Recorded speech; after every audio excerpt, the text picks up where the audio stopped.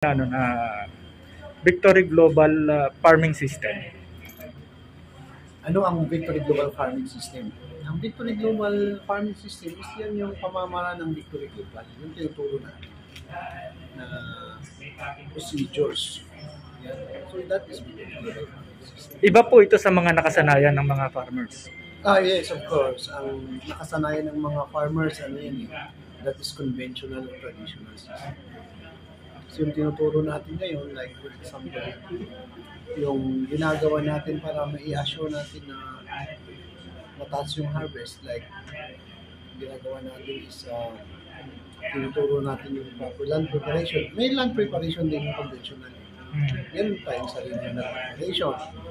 Meron tayong seed selection na pinauso that ginagawa din naman ng mga farmers ang seed selection.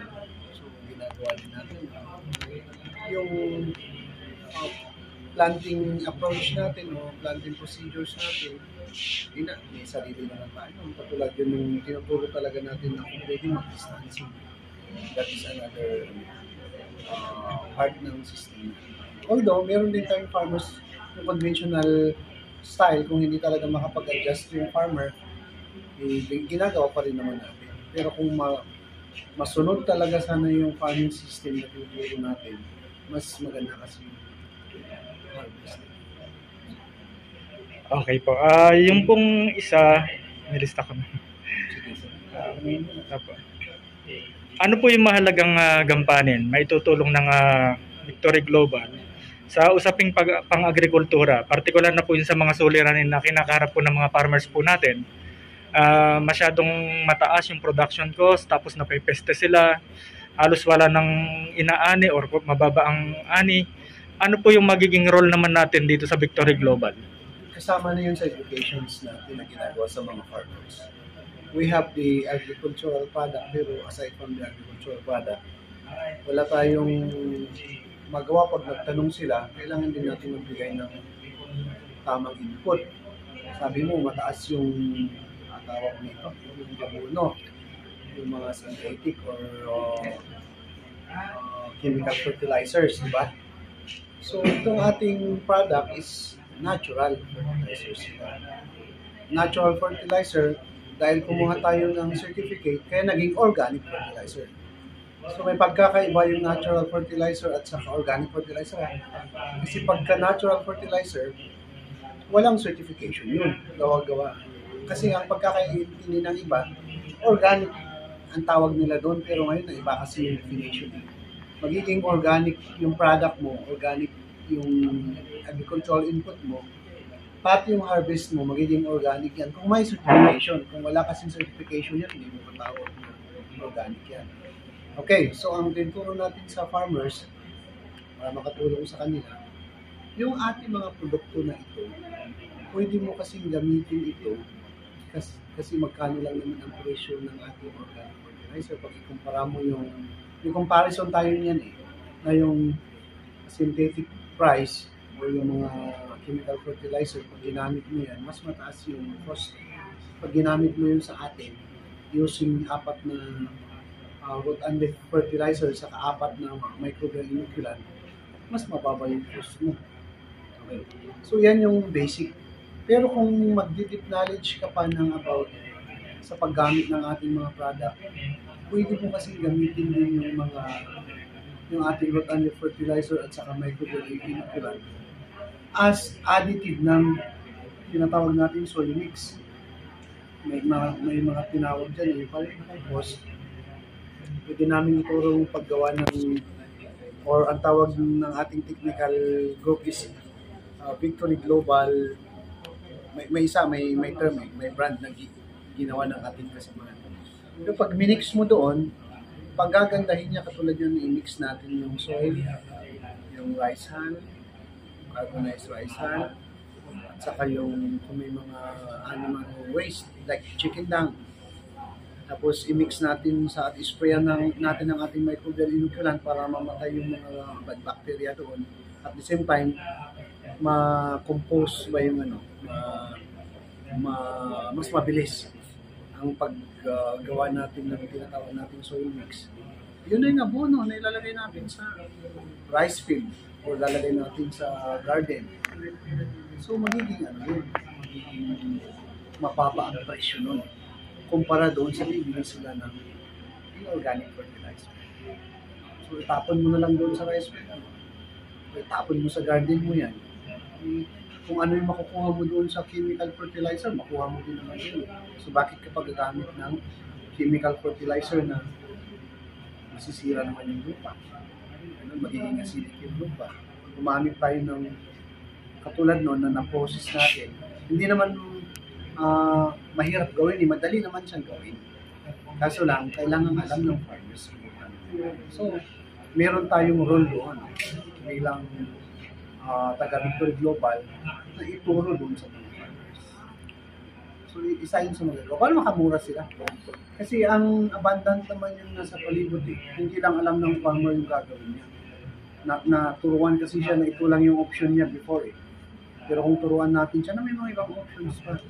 Like, kung ayaw nila ng kasi mataas, we have the organic fertilizers. Actually nga, kung sakaling pwede pa silang create ng sarili nilang concoctions, yun mas mahirap gawin. Pero mas mura. Kasi yung pwede nilang additive lang yung ating goods. So pwedeng gano'n. Ang iba lang kasi ayaw nila ng matrabaho. Gusto nila kuha tapos gamit agad. So gamitin na lang yung atin. Mas mura. Dihamak na mas mura naman yan. Yung isa natin root and leaf na foliar na yan is almost pang-replace mo yan sa mga NPK products. Kasi di ba may mga NPK products tayo. 14. Meron yung 18, 24, 30, something like that. May tawag na blended sa concentrate ng mga NPK. Isang bottle pa lang yan. Almost to, 2 sacks na yan NPK. So, pwedeng pang-replace. Para makabukas. Sometimes pa nga, paghaluan mo yan ng mga katulad yan, ilagay mo doon sa soil mix with chicken dung. Pa yan, mas padami pa yan kasi may sariling NPK din naman yun. Dagdag ang importante lang ma-process para hindi siya para mawala yung mga pathogens. Okay po.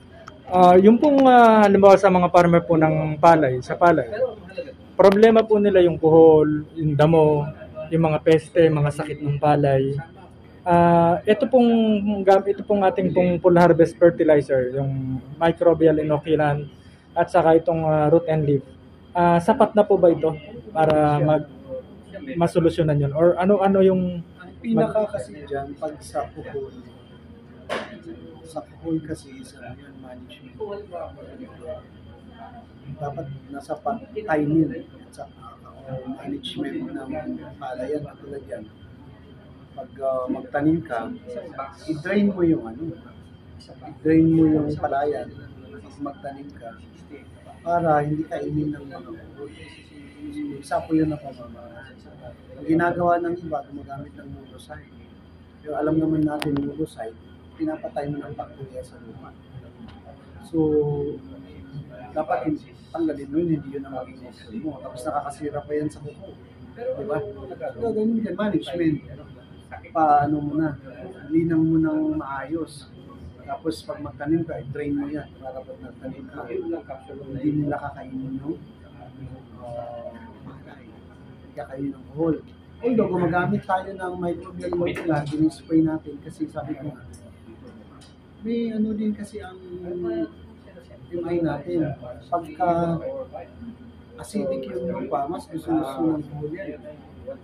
So, pag hindi naman siya acidic, wala yung pagpunta sa diba? So, pag ginamitan ating microbial inoculant, siyempre na rejuvenate yung lupa. Nililipat sila. Although hindi yan mawawala, nilipat lang yun sa kanila. So yun lang yung advantage natin. So ano pa ba yung nakita mo doon na uliban doon? Yung pong damo. Damo? Opo. Sa damo naman, management yan. Ang kuhol sa kadamo, management. Gagawin mo dyan, na pagka mag-land prep ka, Huwag kang magmamadali. Ginagawa ng iba nagmamadali yung sa irrigated area. Magmamadali yan. Pero maganda pagka-harvest mo ng iyong palay, pag may tubig na, ano yun na ganyan? Tutol mo na para maibabad na. Kasi pag nababad mo yung mga damo, mamamatay sila. Yung ginagawa ng iba, bukal. Tapos pag na-dry na yung roots nila, lagyan tubig. Tapos, yun na. Or, ang ginagawa ng iba, diretso yan pag dapat mas matagal yung land preparation. Ang karamihan ng dinadamo yung nagmamadali yan. So, sa yung product natin, ano siya, paano siya makatulong doon, hindi siya pangdamo. Hindi talaga siya pangdamo ang ating product. Yan is more on management. Kung lagyan mo naman ng mga pamatay damo, dagdag na naman yun, pinatay mo din bacteria. Kasi pag nag-spray ka ng pangdamo, patay din ang bacteria. Sayang naman yung lalagay mo ng bacteria, tapos papatay mo din. Kung pwede, iwasan mo yung mga lahat ng mga chemical eh. Management. Pagdating naman po dun sa sakit, saka dun sa mga pesteng Ang best nakakatulong yung ating sabi ko nga, ang content kasi niyan, Bacillus subtilis. Pwede kang mag-search sa Bacillus subtilis online. Makita mo doon kung gaano ka-powerful yung subtilis. Subtilis, Lycinoformis. Ang Lycinoformis na yan yung bumubulok eh. Binubulok niya yung mga biodigradables para bumalik, mapakinabangan ng mga halaman. Kahit damo pa, mapapakinabangan nila. Kasi ang gamit naman ng ating inoculant is lahat ng dead na biodegradables, bubulok niya. So, kahit yung damo, lalago pa yan. Maraming good bacteria dyan sa area. So, ang pinaka doon is sa mga may sakit, yung Bacillus subtilis, pag dating na ng sakit nila, una sa lahat, pwede mong ilagay sa lupa para marami nang available sa lupa para hindi makapunta yung mga bad bacteria. Or kung may existing na sakit na sila, nakatake ka pa rin kasi minsan kahit marami dyan, kung dinala naman ng hangin, di ba? So i-disinfect mo na lang yung halaman. Mag-ferment ka na lang ng ating yung ibabad mo yung ating microbial inoculant and then i-spray mo sa halaman mismo para ma-disinfect. So yun, basic lang naman. Yung pong mga, ibig ko sabihin, mga insektong dumadapo, Meron kasi yun eh, parang may logic ba siya? Okay. Ang insekto, para siyang ang healthy plants, nag-produce yan ng, ano ba yung tawag natin? Kahit sabihin natin parang aroma, yung healthy plants ganon din yung unhealthy plants, nagpo-produce din yan ng aroma. At yung napupulos ng mga unhealthy plants, yun ang gusto ng isa. Paano ba yung magkasabi? Ano ba yung tawag? Hindi ko pa na-recall ngayon. Pero ganun yun. So napupulos ng aroma ang mga unhealthy plants o yung mga deficient plants ang gusto ng mga insekto. Kaya pinupuntahan nila yung nag-iipon dyan. Yun po yung mga mapanira. Pumupunta sila doon sa mga unhealthy din. Yun ang pinoproduce po ng aroma ng unhealthy. Unhealthy plants. Okay. Yung po namang healthy plants, ang aromang ipinoproduce na, ano pong insect ang nakukuha naman niya? Yung naninira din po ba or yung good? O hindi na, iba na hindi na natin pwedeng i-relate doon. Hindi natin pwedeng i-relate doon kasi pag may mga nature na mga naandyan na mga part ng ecosystem na katulad yung gamba. Diba? Pag dumating ng mga kumakain ng kumputon, nakakatulong sa kanyang gagamba.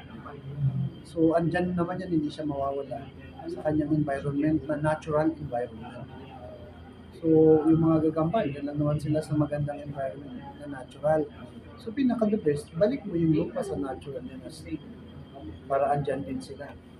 Sa madalit salita po, nakukuha ko, ang victory farming system, ibinabalik niya sa natural, Not, sa dati.